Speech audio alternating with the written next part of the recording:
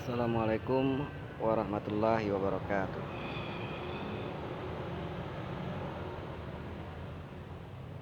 Saya pengen ngasih tahu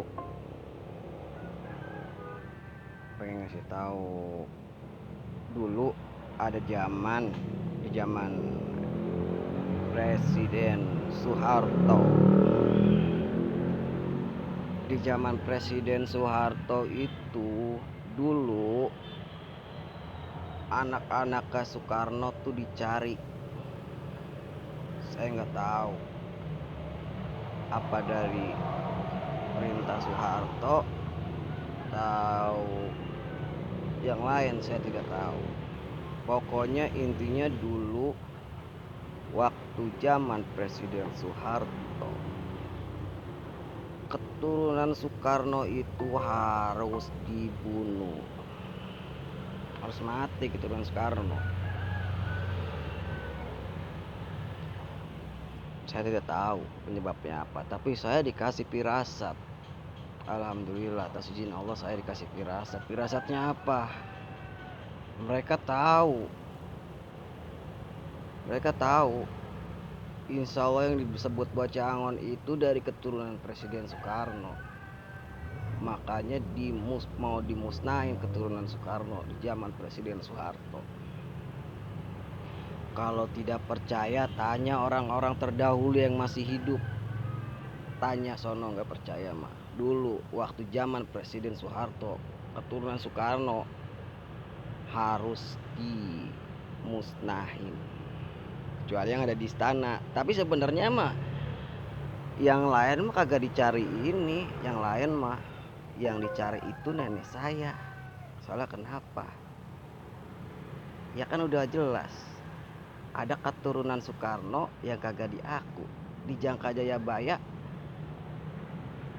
Bocangon itu dari keturunan raja tapi kagak diaku. Nenek saya nggak diaku. Makanya zaman Soeharto itu, zaman Presiden Soeharto, nenek saya dicari-cari. Sampai sekarang nenek saya takut.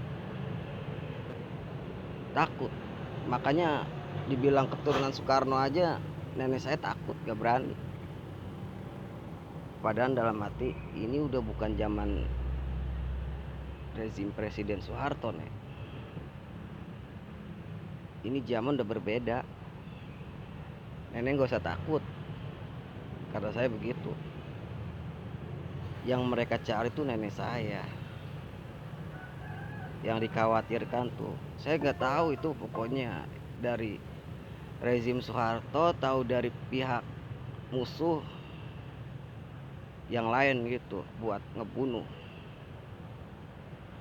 keturunan Soekarno di zaman itu.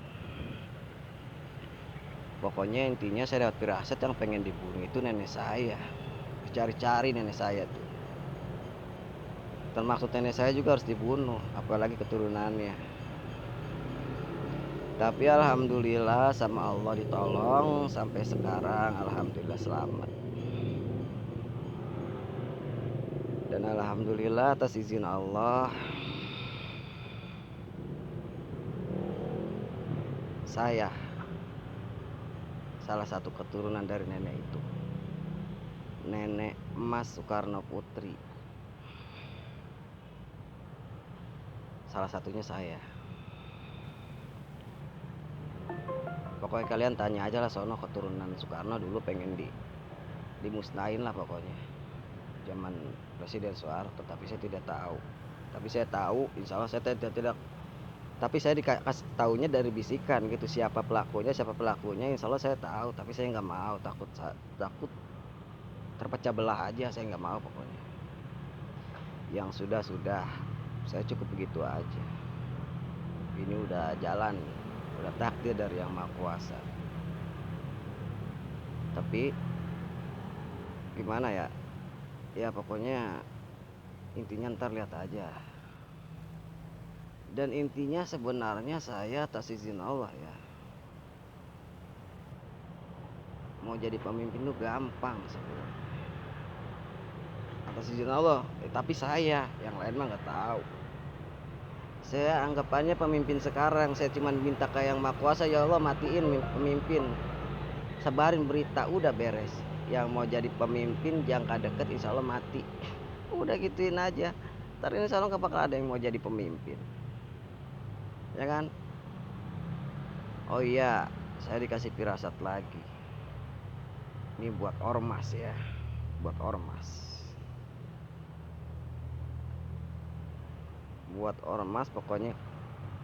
Masya Allah, ini firasat ini buat ormas ini pokoknya buruk sekali firasatnya. Saya peringatkan buat ormas pokoknya. Ormas apapun itu, jangan mengkhianati. Jangan mengkhianati karena harta. Ya, jangan mengkhianati karena harta yang menyebabkan saudara-saudara kalian pada ujungnya bisa berperang. Pokoknya jangan berkhianat lah gara-gara harta. Nanti juga suatu saat kalian kebagian kok masalah harta-harta. Insya Allah itu juga. Tapi jangan berkhianat. Kalian, Masya Allah, saya dikasih firasat itu buruk banget. Ormas ini, masalah ormas ini penyebabnya nanti ujung-ujungnya terpecah gara-gara ormas tuh. Kalau alam terpecah. Ini musuh, Masya Allah, musuh itu jalannya beribu-ribu cara bener kalau pengen ngancurin. Sampai-sampai dibentuknya ormas. Tapi mah nanti kalau perang itu urusan kalian lah. Saya emang gak ikut-ikutan. Saya emang gak mau ikut-ikutan, itu urusan kalian. Kalian berbuat, kalian harus tanggung jawab. Pokoknya intinya kayak gitu aja. Tapi ingat, harta-harta yang dari musuh itu, ingat, kalau kalian tidak di stop, ya hati-hati. Saya cuma memperingatkan kayak itu, hati-hati. Hati-hati pokoknya. Insya Allah kalian akan dibeli penyakit. Amin. Insya Allah kalian akan dikasih penyakit yang sangat berbahaya, yang menyebabkan kematian. Tahu nanti kalian disuntik penyakit itu melalui suntikan. Pura-puranya buat obat gini-gini apalah, apa vaksin gitu. Insya Allah nanti kalian akan kasih penyakit. Karena kenapa?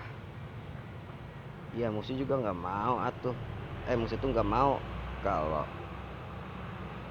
bocor, anggapannya gitu. Nanti kalau bocor ketahuan kan biang kerok ke siapa.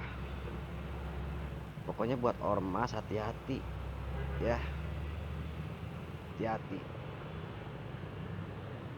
Kalau bisa stop, cukup satu ormas. Kalau bisa cukup satu ormas yang dimana orang-orang pada ngedukung. Dan kalian kalau jadi ormas, udah terbentuk ormas, kalau jadi pemimpin bagi-bagi, jangan memperkaya sendiri. Gak boleh kayak gitu. Kalian kalau nggak ada orang, kalau nggak ada dukungan orang yang lain, kehendak Allah kalian tidak akan terbentuk ormas. Jangan udah jadi kalian lupa. Jangan kayak gitu, nggak boleh. Setidaknya kalian lihat orang-orang di bawah, orang-orang yang nggak punya, lihat di bawah. Udah gitu aja pokoknya.